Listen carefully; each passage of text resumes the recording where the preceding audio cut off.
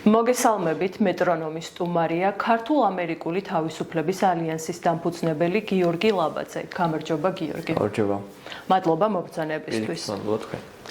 ტრამპის გაპრეზიდენტების შემდეგ ამერიკის საგარეო პოლიტიკა ტრანსფორმაციას განიცდის. აშშ კვლავ რჩება მსოფლიო პოლიტიკის ერთ-ერთ მთავარ ძალად. ტრამპის გადაწყვეტილებები, მისი გადადგმული ნაბიჯები გავლენას ახდენს როგორც ამერიკის შიდა პროცესებზე, ასევე მნიშვნელოვნად მოქმედებს საერთაშორისო პოლიტიკურ პროცესებზეც. დღეს ვისაუბრებთ ტრამპის პოლიტიკურ სტრატეგიაზე, აშშ-ის როლზე გლობალური კონფლიქტების მოგვარების საკითხში, ირანის თემაზე, გრენლანდიის გეოპოლიტიკურ მნიშვნელობაზე და ასევე რა გავლენას ახდენს ეს პროცესები საქართველოზე და ჩვენს რეგიონზე. პირველ რიგში რომ დავიწყოთ, რა შეიცვალა ტრამპის გაპრეზიდენტების შემდეგ ამერიკის პოლიტიკურ პროცესებში, განსაკუთრებით საგარეო მიმართულებით და შემცირდა თუ არა აშშ-ის გავლენა, თუ პირიქით გაიზარდა ნდობა? ძალიან საინტერესო ჩამონათვალია. შიდა პოლიტიკაში ძალიან ბევრი რაღაც შეიცვალა მოგეხსენებათ, თუმცა რახან აქცენტი საგარეოზეა, კი ბატონო. ძირითადად გამოვყოფდი მაინც იმას, რომ თავიდანვე, როგორც საარჩევნო პროცესის დროს და დაპირებების დროს ტრამპის გუნდს ჰქონდა საუბარი, რომ მის ნახევარსფეროში განსაკუთრებით უნდა გაძლიერებული იყოს შეერთებული შტატების გავლენები და უშუალოდ, როდესაც დაიწყო, ესე ვთქვათ, ადმინისტრაციამ საქმიანობა, მალევე გამოიკვეთა, რომ ეს იქნებოდა პრიორიტეტი. ნახევარსფეროში გულისხმობ თავისთავად ცხადია მთლიან კონტინენტს, როგორც ისე სამხრეთ ამერიკას და უკვე გრენლანდიის საკითხიც ადმინისტრაციის მიერ აღიქმება როგორც ნახევარსფეროს საკითხი, იმიტომ რომ საერთოდ ამბობენ, რომ ხო, გრენლანდია კონტინენტთან უფრო ახლოს არის როგორც ამერიკასთან, ვიდრე ევროპასთან. რაც კი არ ამბობენ რეალობა, ეხლა კანადასთან უფრო ახლოს არის, ხო? აქედან გამომდინარე, ეს მიიჩნევა როგორც უახლოესი სამეზობლოს პოლიტიკა. ისტორიულად რო გადავხედოთ, შეერთებული შტატები განსაკუთრებით ძლიერი ყოველთვის მაშინ იყო ხოლმე, როდესაც სწორედ ეს დაალაგებული ქონდა ურთიერთობები უახლოეს სამეზობლოში და ეგრეთ წოდებული იმპერიალიზმის ხანაც იწყება სწორედ პირველ რიგში ამერიკის სამეზობლოში მისი გავლენების გაფართოებით. ეს იწყება 1890-იან წლებში, ჯერ კიდევ მე-19 საუკუნის ბოლოს, როდესაც შეერთებული შტატები აგდებს კუბადან ესპანეთს, იქვე სანტო დომინგოდან ასევე არის გავლენების ზრდაზე საუბარი და უშუალო ინტერვენციას ახორციელებს, როდესაც პანამის არხის, ესე ვთქვათ, აშენებაზე მიდგება საქმე. აქედან გამომდინარე, ეს იყო ერთგვარი შესავალი ამერიკულ ექსპანსიაში, როცა საუბარია ამერიკის როგორც მსოფლიო ძალის ჩამოყალიბებაზე. თორემ მანამდე შეერთებული შტატები უშუალოდ როგორც სილუეტის სამხრეთ ამერიკის ამ კონტინენტთან დაკავშირებით, აი თავისი მიწების გაფართოებას ჯერ კიდევ 1800 პირველი 2-3 წლებიდან ცდილობს, ასე ვთქვათ რა. ასე რომ რეალურად რაც ეს დოქტრინა, რაც არის, აი უშუალოდ სამეზობლოში კონტროლის დოქტრინა, არის ამერიკის ისტორიული პროცესების გაგრძელება, ხო? მაგრამ აქ კითხვა ისმის ასეთი, რომ ეხა გასაგებია, რომ მე-19 საუკუნის ბოლოს იქ პანამაში ჯარი გაგზავნა რაღაც იგივე ომი ესპანეთთან კუბაზე მოხდა ეს ყველაფერი, მაგრამ დღეს როგორ არის საქმე? ანუ დღეს სხვა წესრიგია იდეაში და რამდენად სამართლიანია და ეს საერთაშორისო სამართლის ნორმებს რამდენად ექვემდებარება, ვთქვათ, იგივე მადუროს გატაცება, ხო? თავის ქვეყნიდან. თუმცა, ამერიკელების აზრით ეს სრულიადაც გასაგები არის მათი გადამსახედიდან და გულისხმობ იმას, რომ მადურო ახლა რუბიომაც თქვა 2 დღის წინ, როცა სენატში ჰქონდა მოსმენა, რომ მადურო არის და იყო არა არჩეული ლეგიტიმური ლიდერი, არამედ ლიდერი, რომელმაც არჩევნები არ ჩაატარა, ძალიან მილიონობით ადამიანი ქვეყნიდან გააქცია პოლიტიკური რეპრესიების გამო და ხელმძღვანელობდა ნარკოკარტელებს, რომლებიც საბოლოო ჯამში ნეგატიურ გავლენას ახდენდნენ თავად ამერიკის შეერთებული შტატების შიდა მოცემულობაზე, გულისხმობ ნარკოდამოკიდებულებას და ასე შემდეგ. რამაც გამოიწვია მადუროს მოტაცება და მადუროს მიმართ ამ ღონისძიების გატარება. შესაბამისად, ეხლა ეს არის მათი გადმოსახედიდან გამართლება. ეხლა ეს ჩვენ როგორ შეიძლება ჩავთვალოთ ეს მეორე საკითხია, მაგრამ მე როგორც ვუყურებ კი იყო სენატში, თქვათ იგივე დემოკრატების მხრიდან, მოწინააღმდეგე პარტიის მხრიდან მოსაზრებები, რომ ეს რაღაც არ ღვევს იმ წესრიგს, რაც არის გარკვეულწილად, მაგრამ რო გითხრათ, რომ რაღაც დიდი წინააღმდეგობა იყო ამ საკითხთან დაკავშირებით, მაინც და მაინც არა, ეს უბრალოდ ოპოზიციის წინააღმდეგობა იყო ჩვეულებრივი, ვიდრე ესე ვთქვათ, ძალიან დიდი წინააღმდეგობის მაგალითები რომ მოვიყვანოთ, რადგან თვითონ დემოკრატებსაც მადუროს მიმართ გამოცხადებული ჰქონდათ პრიზი 50 მილიონი თუ ვინმე გადასცემდა მას. ასე რომ ეს ორპარტიული მიდგომა იყო, შეიძლება ესე ითქვას და აი ეს სამეზობლოს კონტროლის პოლიტიკა ასევე გამოიხატება იმაში, რომ რუბიო ერთგვარად აანონსებს კიდეც, რომ დაახლოებით მსგავსი ღონისძიება შეიძლება გაატარონ კუბასთან დაკავშირებითაც და კუბა მოქცეული არის ნავთობის ემბარგოში და იქ რაღაც ამერიკული გემები ხელმძღვანელობენ, რომ ვერან ვერ შეძლოს კუბაზე ნავთობის შეტანა. ასე რომ ესეთი არის მიდგომა საბოლოო ჯამში შეერთებული შტატების.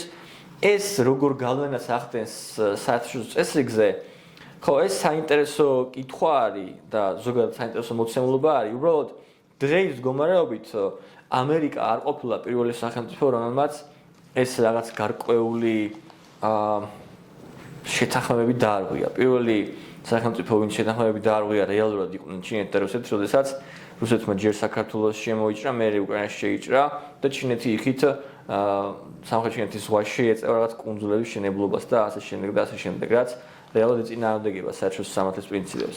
მაგრამ რო ამერიკელებმა ნახეს, რომ რეალურად თავიანთივე შექმნილი საერთაშორისო წესრიგით, იმიტომ რომ ის წესრიგი, რაც მეორე მსოფლიო ომის მერე შეიქმნა, დიდწილად ამერიკის მიერ იყო კონტროლირებადი და როცა ამ წესრიგმა ვეღარ მოიტანა შედეგი და მოვიდა ისეთ ფაქტად, როცა ვეღარ მოაქვს შედეგი, სწორედ ამის აქედან გამომდინარეობს ეს ამდენი კონფლიქტები მაგალითად, ხო?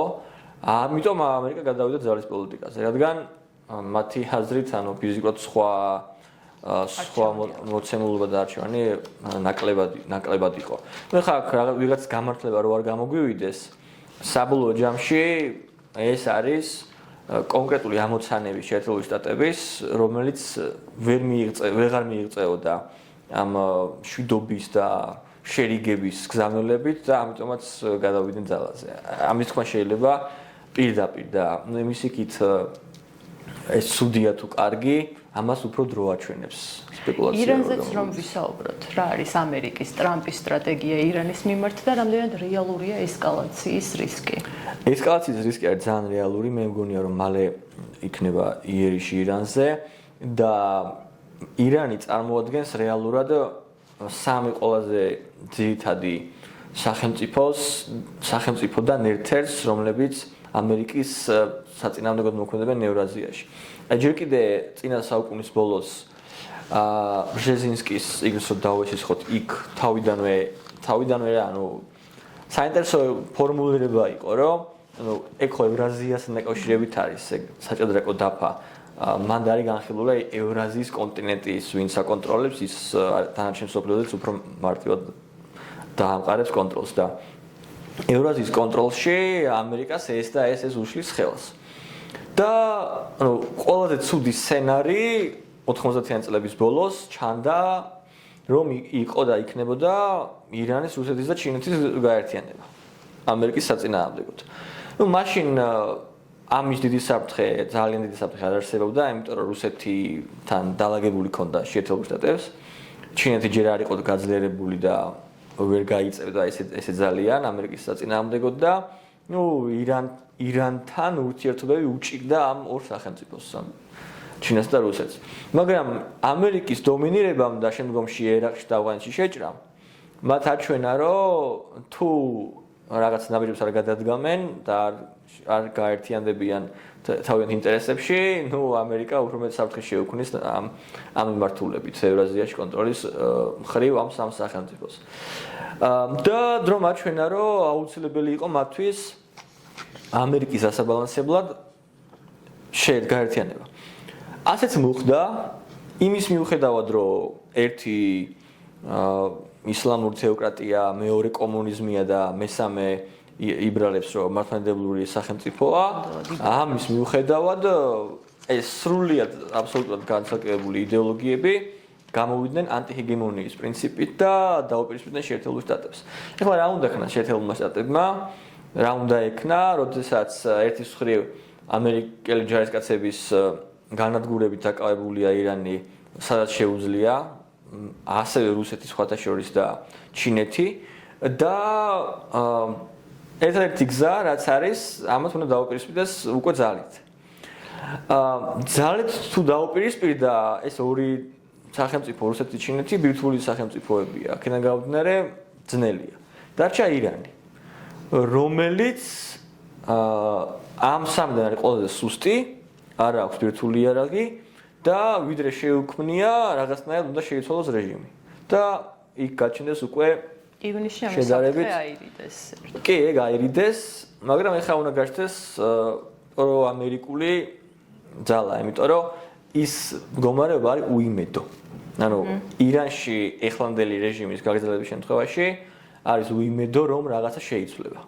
და გადაეწყობა, ესე ვთქვათ, ანუ ამერიკის მიმართ გარკვეული სიმპათიებით, რაც გეოპოლიტიკურ სიმპათიებს წარმოადგენს დასაყრდენს ამერიკისთვის. კი, შაჰი წარმოადგენს დასაყრდენს, მაგრამ ჯერ შაჰს მოსვლა ჭირდება, ხო, ხელისუფლებაში და სადავების აღება ჭირდება. თუმცა შაჰი რეალურად წარმოადგენს დასაყრდენს, ამაზე დღეს ბევრი ლაპარაკი მიდის და სხვათა შორის აი პროტესტანტებშიც ირანში, ვინც არიან მომიტინგეები, ისინი უკვე ამბობენ, რომ შაჰს დაუჭერენ მხარს.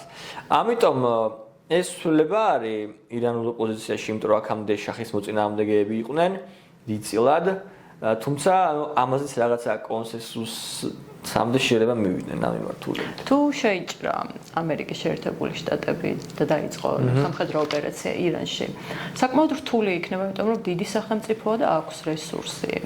როგორ ფიქრობთ, აი რამდენად წარმატებული აღმოჩნდება ეს ოპერაცია? არ მგონია ტრამპი ისეთ რისკზე წავიდეს, იმიტომ რომ მის რეიტინგზე, იმიჯზე ძალიან იმოქმედებს წარუმატებლობა ირანში. კი, ჩემი აზრით ტრამპისთვის ძალიან რთული პერიოდი არის ახლა ირანთან დაკავშირებით. ერთის მხრივ, თუ შეიჭრა და ისე ვერ წავიდა საქმე როგორც უნდა, ეს ნამდვილად ძალიან დიდი რისკია და მეორეს მხრივ, თუ არ შეიჭრა, ეგეც უკვე ძალიან დიდი რისკია, იმიტომ რომ ძალიან ბევრი მომიტინგე ფიზიკურად გაანადგურეს, გარდაიცვალა და დახოცეს უფრო სწორად. მეორეს მხრივ, ამდენი შეიარაღება ეხლა რაც ირანთან არის მობილიზებული, ანუ ჯერ მარტო მაგის გადაადგილებას სჭირდება დიდი რესურსი, რომ ეს ყველაფერი ერთ ადგილას კონცენტრაცია გაუკეთო. ესეთი ჰაიპის აწევა და მე არაფერს გაკეთება, მე ესე მგონია, რომ ასევე იმის დააზარალებს ტრამპისაც, ადმინისტრაციასაც ზოგადად, არა მხოლოდ ტრამპის. შესაბამისად, მე ვფიქრობ, რომ სასწორზე იმდენი რამე დევს, რომ ამერიკელებს მაინც მოუწევთ, რომ მიიტანონ იერიში ირანზე. როგორ განვითარდება ეგ სწორედ მაგაშია საქმე, იმიტომ რომ მე ვფიქრობ, რომ ხო, ანუ სცენარები ჩემი აზრით ის არის, რომ რამდენიმე მნიშვნელოვან სტრატეგიულ ობიექტზე განსაკუთრებული იერიში მიიტანონ და ანუ რამდენიმე წარმართულ ფიგურაზე მიიტანონ ასევე იერიში. რაც ისი გამოცდილებაც აქვს ის და შეერთებულ შტატებს ერთობლივ მოქმედებებში წინა პერიოდის განმავლობაში. ანუ მხოლოდ ამას შეიძლება შეცვალოს ამინდი ისე რომ აი რა ვიცი მაგალითად აი ვენესუელაში იყო იგივე მაგალითი რომ ეს მოიტაცეს მადურო ანუ დაუყენეს ისეთი წინადადება სამხედრო ელიტებს რომ თუ წინააღმდეგობას გაწევდნენ ანუ ვინც არ ყოფილიყო შემდეგი იერარქიაში ყოველს განადგურება მოყვებოდა. მხოლოდ ესეთი რაღაცით შეუძლია ჩემი აზრით სწრაფი წარმატების მიღწევა ამერიკულ ოპერაციას მათ. სხვა მხრივ თუ კიდე ამერიკა კიდევ ერთ ახლომოსავლურ ომში ჩაიძირება ეს არ ვიცი ერთ მხრივ რა შეიძლება იყოს შემდეგი ნაბიჯი ტრამპის მხრიდან თუ კი ირანში წარმატებას ვერ მიაღწია სადღაც დასჭირდება რომ ეს იმიჯი შეინარჩუნოს ან დაიბრუნოს. ხო, აი ძალიან რთული წარმოსადგენია. გრენლანდიის თემა ხომ არ იქნება აქტუალური? არა, გრენლანდია პრინციპში საიმიჯო დასჭირდება ეგ უფრო. აი საბოლოო ჯამში გრენლანდია უფრო დაარტყა ტრამპის იმიჯს, მაგრამ გრენლანდია არც გამოდგება მაგისთვის, იმიტომ რომ ისეც და ასეც ნატო-ელი მოკავშირის ტერიტორია არის და მართალია ბევრი საუბარი მიდის იმაზე, რომ თქვათ აი იქ რაღაც ოკუპაციას მოხდეს და ანექსიას, რაც ანუ სრულად წარმოუდგენელი იყო ხოლმე რაღაც რომ ლაპარაკობდნენ და არანაირად რეალობას შეუძლებელია იქ შეესაბამებოდეს. ანუ სხვა მიმართულებაზე სოფლიომ და ამერიკამ იცის ვინ არის ამერიკის მტერი. რეალურად. ეს სამი სახელმწიფო რაც ჩამოთვალე, ძირითადად არიან ამ ღერძის ნაწილი და მე მაგათი სხვადასხვა დანაყოფები, როგორც არის ნიკარაგუა, ეს კუბა, ვენესუელა რაც იყო და სხვა. ასე რომ ანუ ისევ მათ წრეში უნდა დაბალანსდეს. ანუ რავით, მაგალითად უკრაინისთვის ხადაჭერა შეიძლება გადაითარგმნოს, რომ იმიჯი აგიდგინოს რაღაცნაირად. აი ამ მიმართულებით უფრო შეიძლება. თორე ხა ირანში თუ ამერიკას მოუწია ჩაფლობა, როგორც თქვა, ერაყსა და ავღანეთში, ეს საერთოდ მე მგონია, რომ საერთოდ ამერიკული რაღაც ძლევამოსილების და რაღაც ამაქმების შეიძლება დასასრულიც კი გამოდგეს. ასე რომ ძალიან დიდი რისკის წინაშე არიან ამ ხრივ. გრენლანდიის საკითხის გააქტიურება რამ გამოიწვია ახლა? გრენლანდიის საკითხის რატომ აკეთებს ტრამპი მსგავს განცხადებებს? განცხადებებს ახლა ტრამპი რატო აკეთებს, ეგ ცოტა ექსცენტრიული ფიგურაა და მაგის გადათარგმნა რთულია, მაგრამ საბოლოო ჯამში მიზანი იყო, მე მგონი, გარკვეული ტერიტორიების მონიშნა, სამხედრო ბაზების გაკეთება, იმის გამო, რომ ეს გახდეს ოქროს გუმბათის ნაწილი, რისთვისაც $1.5 ტრილიონს გამოყოფენ შემდეგ წელს ამერიკელები თავისუფლების ბიუჯეტში. და ანუ თავარი თემა არის რუსეთის აქტიკაზე აქტიურობის დაბალანსება. ეხლა დადო რამდენიმე სააგენტომ ეს ინფორმაცია თუ რამდენი ბაზა აქვს რუსეთს აქტიკაზე. და ანუ რო შევხედოთ გლობუსს, ხო, დედამიწას. ძალიან ახლოს არიან ეს აქტიკული ბაზები, გრენლანდია, ნორვეგია მაგალითად და კანადა და ეს ნორდიკული სახელმწიფოები მათ შორის. და მათ შორის ალასკა, ხო, რაც ამერიკის ნაწილია. ანუ ეს არქტიკული სამხედრო და მილიტარისტული შეიარაღება, რაც რუსეთს აქვს დაწყებული და ჰქონდა, არ იყო სრულიად დაბალანსებული დასავლეთისგან. და ეხლა სხვადასხვა ნორდიკულმა სახელმწიფოებმა რაც იმის მიუხედავად რომ ევროპაში ძალიან ბევრი კმაყოფილება იყო ამ განვითარებასთან, ნორდიკულმა სახელმწიფოებმა გამოთქვეს გარკვეული ერთგვარი კმაყოფილება, რომ ამერიკამ ამ ხრივ რუსეთზე გააკეთა დაწოლა და აიმაღლა ხმა იმ კუთხით, რომ აი რუსეთი ამას აკეთებს ამ ტერიტორიებზე.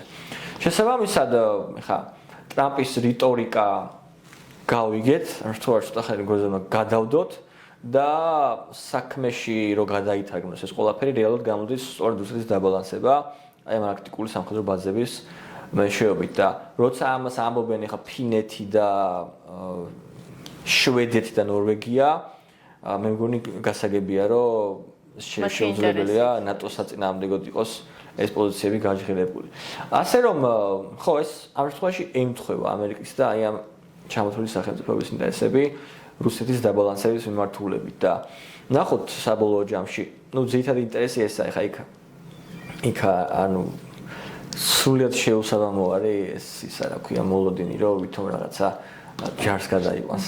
ეს ну ევროპელებმაც აწიეს ჰაიპი ამ მიმართულებით, რომ გარკვეული დისკრეცია მოახდინეს ამერიკის 2000-ის გარეშე და რაღაც ხრივ გასაგებიც არის, იმიტომ რომ ესე ღია დრო ეს ჩვენი უნდა გახდეს და უნდა მოვყიდოთ და მე ამის გამო დაგასანქცირებთ და ტარიფებს დაგადებთ, რა თქმა უნდა მიუღებელი იქნებოდა ევროპელებისთვის. ამერიკის შიდა პროცესებზეც რომ ვისაუბროთ, ტრამპის მიერ გადადგმული ნაბიჯები ბოლო პერიოდში რა გადაწყვეტილებებიც მიიღო, როგორ გავლენას ახდენს რესპუბლიკელების რეიტინგზე, თუნდაც საიმიგრაციო კანონი.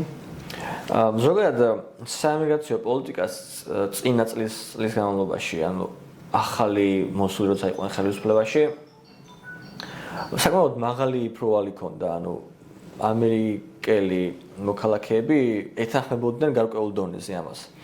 მაგრამ ეხლა უკვე გამოჩნდა რაღაც წინააღმდეგობა, იქიდან გავუდგნენ, რომ ნუ ეხლა ამერიკელები ზოგადად ძალიან თავისუფლების მოყვარე ხალხია და მათთვის მაინც მიუღებელი არის ესე დაკავებები ქუჩაში და სცემის ფაქტები და მე იქ გამოჩნდა ხო საერთოდ როდესაც ეს არა ორი დემონსტრანტი ერთმა მანქანა დააჯახა ISIS წარმომადგენელს და მეორე უბრალოდ დაკავების დროს შემოაკვდათ ფაქტია ხო და ეს ყველაფერი ხა შეუძლებელია რომ პოზიტიურად აისახოს საბოლოო ჯამში რაც ამ შეწუხებული იყოს შეწუხებული იყვნენ ამერიკის მოქალაქეები აი ამ ემიგრაციით საქმე აქ უფრო რაზე უნდა გავაკეთოთ აქცენტი ყოველთვის არის გაცხადებული დემოკრატები, გაცხადებული რესპუბლიკელები და რეგისტრირებული ამომრჩევლები როგორც ასეთი 35-40%-ის ფრაგმენტში თითო პარტიისკენ. აქ ყოველთვის საბოლოო ესე იგი შედეგს დებს ის შუაში ვინც არის ის რაღაცა 5-10%, რომელსაც საბოლოო შედეგზე უნდა მოხდინოს გავლენა. აი ეს ხალხი მეტნაკლებად მიუკერძობელი ხალხია, რომელსაც არ მოსწონს თუ ერთი ძალიან გადაიხრება თავისკენ და ასევე არ მოსწონს მეორე გადაიხრება თავისკენ. აი ტრამპის არჩევის მიზეზი ერთ-ერთი სწორედ ის იყო ხელმეორედ, რომ კამალა ჰარის ჰქონდა საკმაოდ სოციალისტური დაპირებები, რაც ამერიკული საზოგადოებისთვის და შტატების მოსახლეობისთვის საკმაოდ მიუღებელია. და თუ ეხლა აქ ეს გააგრძელებს ესე ISIS მოუწევს და კიდე შემოაკვდებათ ადამიანები და ამ მიმართულებით წავა საქმე. რა თქმა უნდა ეს მხოლოდ მის წინააღმდეგ გაისახება მიდთერმის არჩევნებში, რომელიც ამ წლის ნოემბერში არის დაგეგმილი. შესაბამისად, მე მგონი ცოტა სიფრთხილე იქნება მათი მხრიდან მიმართულებით საჭირო. რა ინტერესები აქვს ამერიკას ჩვენს რეგიონში და საქართველო არის თუ არა აი ამ ყველაფრის დღის წესრიგში.